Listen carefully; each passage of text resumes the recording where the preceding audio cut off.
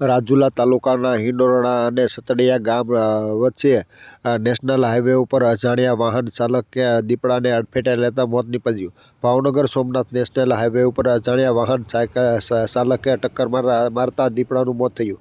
આ દીપડો national highway cross કરતા સમયે પૂરપાટ ઝડપે આવેલા વાહન ચાલકે ટક્કર મારતા મોત થયું હતું. વન વિભાગની ટીમ ઘટના સ્થળે પહોંચી દીપડાનો મૃતદેહને કબજો લઈ એનિમલ કેર સેન્ટર ખાતે ખસેડાયો. હાલ વન વિભાગે અજાણ્યા વાહનની શોધખોળ કરવા માટે તપાસનો ધમધમાટ શરૂ કર્યો.